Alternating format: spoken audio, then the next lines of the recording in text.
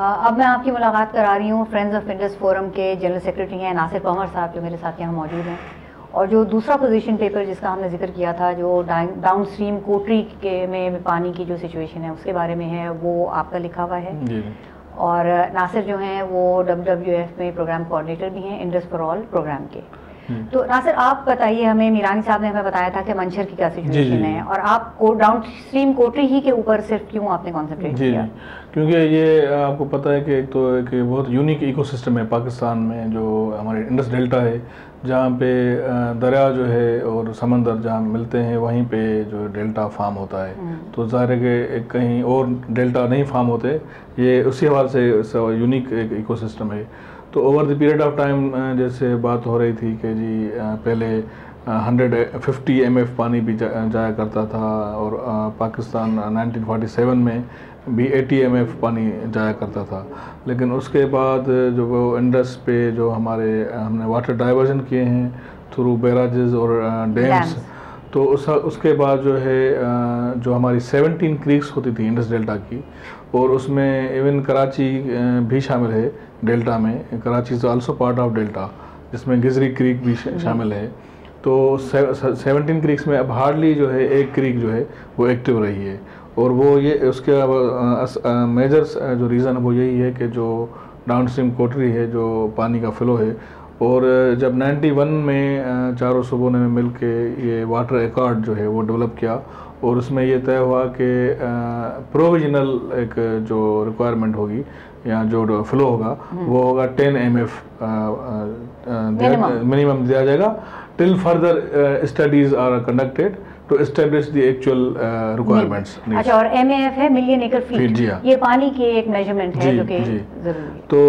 उस हवाले से 91 वाटर कार्ड में ये तय हुआ था। लेकिन अब ये अभी सूरत ये है कि जो स्टडीज़ ना हुई हैं, अगर हुई हैं तो वो उन पे चारों सूबों में इत्तफाक नहीं पाया जाता। और उस वक्त आपको पता है कि 91 जब वाटर कार्ड हो रहा था, तो उस वक्त जो एनवायरमेंटल फ्लोज के जो कंसेप्ट्स हैं, इस तरह की चीज़ें नहीं आई थी। जी, जब भी वो हमारे जो साबिका जनरल साहब थे जो पाकिस्तान के सदर, उन्होंने कहा था कि पानी ज़ाया हो जाता है समंदर में। नहीं, अभी भी पॉलिसी भी काफ़ी लोग हैं जो ये कहते हैं। जैसे ख़ासतौर पे आप देखें लोअर रिपेरियन और अपर रिपेरियन के हवाले से, तो उसमें लोअर रिपेरियन के साथ ये है कि अगर वो फ्लड की सिचुएशन में भी वो सफ़र करते हैं, और ड्राउट की कंडीशन में भी, दोनों में वो अफेक्टेड होता है। अच्छा, और ये जो है ये मसाइल से पाकिस्तान की हद तक नहीं है, दुनिया भर में है, और दुनिया भर में ये इस तरह के आपस में कॉन्फ्लिक्ट चलते हैं, मुल्कों में भी, सूबों में भी, इलाकों में भी। और ये जो लोअर और अपर रिपेरियन का ये कॉन्फ्लिक्ट जो है, और ये जो इंटरनेशनल रिवर डे है, इसका भी बैकग्राउंड मैं आपको शेयर करूं कि 1997 में ब्राज़ील में जो भी लार्ज डैम से मुतासर लोग थे वो वहाँ जमा हुए थे, और उन्होंने ये एक अपना रेजोल्यूशन अपना डिक्लेयर किया कि जी 14 मार्च को जो है हम इंटरनेशनल रिवर्स डे मनाएंगे, और also action against large dams. क्योंकि ये एक ऐसा इशू है, क्योंकि जो नेचुरल फ्लो है रिवर्स, उससे आप देखेंगे जैसे कोटरी से हम डेल्टा की बात करें, कोटरी से डेल्टा तक अबाउट 150 किलोमीटर का जो इलाका है, उसमें जो रिवराइन फॉरेस्ट होते थे, जो हाईली प्रोडक्टिव हमारे फॉरेस्ट होते थे, और इसी तरह जंगली हयात मुख्तलिफ स्पीशीज़, और उसमें चरंद परिंदे और बर्ड्स और पूरी वाइल्ड लाइफ थी। और इसी तरह आपकी जो हमारी जो डेल्टा में जो पानी ना जाने की वजह से अब वहाँ पे 3 मेजर जो है ना, जिसमें मैं मुआशी बहरान है, और माहौलियाती बहरान है, और समाजी बहरान। जी हाँ, जी, लोगों को वहाँ से डिस्प्लेस होना पड़ रहा है, क्योंकि वहाँ पे जब जाहिर है जब मईशत नहीं है और पीने के लिए साफ पानी वहाँ मैसर नहीं है। तो जब भी हम उनसे पूछते हैं लोगों के आपकी तरजीहात में क्या आपको है, तो पहली बात सबसे वो कहते हैं कि पीने का पानी। और मैं आपको ये भी शेयर करूँ कि इवन पाकिस्तान के जो एलीट हैं वो भी इतना पीने के पानी के लिए खर्च नहीं करते जितना ये लोग डेल्टा के जो लोग हैं, क्योंकि न सिर्फ ये जो छोटे छोटे टाउन्स हैं जो अब अबंडेंट हो गए हैं, और लेकिन इवन अंदर जो क्रीक्स में भी सेटलमेंट्स हैं पूरी डेल्टा में। आप देखें कराची से लेके बदीन तक और तो वहाँ तक अंदर क्रीक्स में भी सेटलमेंट्स हैं। और दूसरा ये कि इसकी जो इन्वायरमेंटल सिग्निफिकेंस है बायोडाइवर्सिटी के हवाले से, ये पूरा डेल्टा जो है इंडस डेल्टा और Rann of Kutch, they are also Ramsar sites. बिल्कुल। तो आप उस हिसाब से देखें कि इनकी ग्लोबल इन्वायरमेंटल सिग्निफिकेंस है। और हमने तमाम जो कन्वेंशन हैं, जैसे रामसर कन्वेंशन है उसमें भी हम सिग्नेटरी हैं, और इसके अलावा बायोडाइवर्सिटी के हवाले से जो कन्वेंशन है उसमें भी हम सिग्नेटरी हैं, और जो भी हमारे मल्टीलेटरल एनवायरमेंटल एग्रीमेंट्स हैं उसमें हम सिग्नेटरीज हैं। तो हमारी एक नेशनल इंटरनेशनल एक ऑब्लिगेशन है हमारी कि हम उनके जो रिक्वायरमेंट है प्रोटेक्ट करें। हाँ। तो उसके लिए ये एक हमें बड़ा अफसोस होता है कि जब हमारे पॉलिसी मेकर्स ये कहते हैं कि जी पानी ज़ाया होता है, और जो है पानी जो है आपको मेंढकों के लिए चाहिए, और उस हवाले से तो ये बड़े आप देखें बहुत डिफरेंट जो नायाब स्पीशीज़ थी हमारी, जैसे पल्ला फिश है वो ख़त्म हो गई है। इसी तरह मैंग्रोव फॉरेस्ट है, या इसको हम अगर अनफॉर्चुनेटली यहाँ लोग कहते हैं कि जी ये वेस्ट लैंड है मैंग्रोव फॉरेस्ट, उसको झाड़ झंकार समझा जाता है, जबकि वो एक नर्सरी है और उसी से रोजगार इतने सारे लोगों का वाबस्ता है। उसका इकोनॉमिक और इकोलॉजिकल, और अब हम देख रहे हैं कि जो फ्रीक्वेंसी है ऑफ नेचुरल डिजास्टर और क्लाइमेट चेंज, ग्लोबल वार्मिंग और सुनामीज, तो उसमें तो ये नेचुरल बैरियर के तौर पे, उसके अलावा कार्बन सिंक है, आपकी जितनी पोल्यूशन होती है उसको वो ऑब्जॉर्ब कर लेते हैं। तो इस तरह और जो एक तो ये इकोनॉमिक अपना एनवायरमेंटल डिजास्टर हुआ है, और इसके साथ साथ जो मुआशी, क्योंकि ये जो डेल्टा का इलाका है ये किसी ज़माने में इतना खुशहाल होता था कि इसको रेड राइस यहाँ पे होते थे, रेड राइस का इलाका, जी। तो अब वहाँ के लोग जो एक खुशहाल मतलब ज़मीन थी उनके पास, लाइव स्टॉक होता था, अब वो इतनी उनकी मजबूरन ज़ाहिर उनको माइग्रेट करना पड़ता है। तो हुकूमत को हम इस फ्रेंड्स ऑफ इंडस फोरम जो है ये WWF के इश्तराक से 2008 में इस्टेब्लिश किया गया, इसी हवाले से कि जो भी हमारा इंडस रिवर है और डेल्टा है और जो वेटलैंड्स हैं हमारी, उनके इश्यूज़ हैं इनको हाईलाइट करें और एडवोकेसी और लॉबिंग फोरम के तौर पे काम करें। तो कंजर्वेशन जो एक्टिविस्ट हैं, जो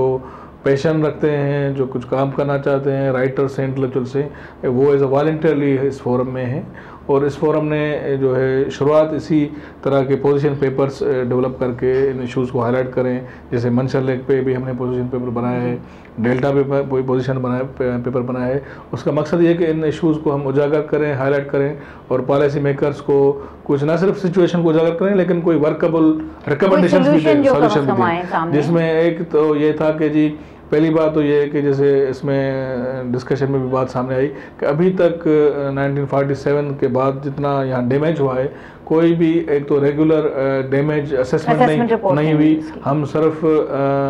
मतलब अजम्पशंस पे बातें करते हैं कि जी इतनी ज़मीन जो है ज़ाया हो गई है, समंदर इतनी ज़मीन खा गया है। तो ये इस पे हमारे एक फुल फ्लेज एक स्टडीज एक होनी चाहिए, और उसके लिए एक कोई फोकल डिपार्टमेंट या इदारा हो, और उसमें गैर सरकारी तंजीमें भी शामिल हो सकती हैं। अच्छा, तो इदारे तो बहुत से हैं हमारे यहाँ, बल्कि मेरे ख्याल में ज़रूरत से ज़्यादा इदारे हैं, और शायद इसी वजह से वो काम इतना बढ़ जाता है कि वो काम होता हुआ नजर नहीं आ रहा। तो वो यही है ना कि जैसे हमारे यहाँ जैसे रेवेन्यू बोर्ड ने कुछ साल पहले एक हमारे यहाँ फिगर दी थी कि 1.2 मिलियन ज़मीन जो है ठटा की वो समंदर में जी हाँ चली गई। तो उसके बाद क्या हुआ है, अब जैसे मौजूदा हुकूमत ने एक और नया शहर डेल्टा में डेवलप करने का एक मंसूबा बनाया है। उस हवाले से भी मुख्तलफ, क्योंकि एक लिहाज से ये एक पूरा प्रोटेक्टेड एरिया है, तो वहाँ पे एक पूरा नया सिटी अगर बनेगा तो उसकी क्या इम्प्लीकेशंस होगी, उसमें वो जाहिर है वो इम्पेडिमेंट होगा दरिया के या पानी के रास्ते में। और अभी मतलब जो पिछले 2 साल से हम लोग उस नुकसान से अभी तक उससे निकल नहीं सके, जो सैलाब की वजह से आया था, जो कि समुद्र दरिया के रास्ते में रुकावटें खड़ी करने की वजह से जिसकी इंटेंसिटी बढ़ी थी। और उसमें भी अभी रिसेंटली एक अच्छा इनिशिएटिव हुआ है कि सिंध असेंबली ने जो है वो जो अंदर हमारे जो भी हमारे आउटफॉल ड्रेन्स पुराने जो फ्लोज होते थे, जो जिन लोग इंक्रोचमेंट हो गई थी, उस पर भी लेजिस्लेशन भी की है, बिल भी पास किया है कि अब उनको जो है वो पनिशमेंट दे सकेंगे। तो इस हवाले से इस पोजीशन पेपर में और इस तरह की चीज़ें हैं कि जी जो लोगों को जो मुतासर हुए हैं, डेल्टा के लोग जो हैं जो डिस्प्लेस हुए हैं, उनके लिए कोई रिहेबिलिटेशन का प्लान या प्रोग्राम भी होना चाहिए, और साथ साथ वहाँ की जो रेस्टोरेशन और रिवाइवल ऑफ द डेल्टा उस पर भी काम होना चाहिए। और ये जो पूरा नोशन है कि जी पानी डेल्टा में ज़ाया होता है, इसको भी सीरियसली समझने की ज़रूरत है, क्योंकि ये नेचर के साथ अगर आप कुछ बिगाड़ करते हैं तो फिर उसका नतीजा खासा नुकसानदेह होता है। और ये हम देख चुके हैं कि ये पानी ज़ाया नहीं हो रहा, ये बहुत ही अनइन्फॉर्म किस्म का कॉन्सेप्ट है जो हमारे यहाँ लोगों के जहनों में है। और बहुत ज़रूरी है कि जो अपर रिपेरियन वो हैं जो कि दरिया के ऊपर की तरफ रहते हैं, क्योंकि ये हिमालय से दरिया आ रहा है, और जो इसके ऊपर के इलाके में लोग रहते हैं उनको कम से कम इन चीज़ों की आगाही होनी चाहिए कि जो डेल्टा या उसके लोअर इलाके में रहते हैं उनके क्या मसाइल होते हैं जब आप पानी रोक लेते हैं और पानी पूरा नहीं नीचे आने देते। और पानी के मसले पे हमारे मुल्क में एक दूसरे के मुताल्लिक मुख्तलिफ सूबों में बहुत शुक्र शबात भी हैं। और आजकल के माहौल में बहुत ज़रूरी है कि बिल्कुल खुल के ओपन साइंटिफिक तरीके से इन तमाम चीज़ों का जायज़ा लिया जाए, इन पे बात की जाए और इन मसाइल के हल निकाले जाएं। तो आप भी अपने राय दीजिए, और पानी के मामले में जो भी आपको एक सेंसेशनल किस्म की न्यूज़ देते हैं, बराए मेहरबानी उस पर कान ना धरें। ये पहले भी हमने बात की है। आप एक्सपर्ट्स की राय मालूम कीजिए कि वो क्या कहते हैं हमारा,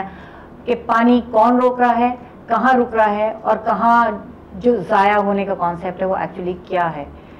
आप अपनी राय दीजिए, और आप कोई सवाल करेंगे, आपको मज़ीद इन एक्सपर्ट से कुछ मालूम करना हो, हम इनके आपको ईमेल एड्रेसेस देंगे, इनकी वेबसाइट का आपको लिंक देंगे, आप उस पर जाएं और ज़रूर मालूम कीजिए। बहुत बहुत शुक्रिया।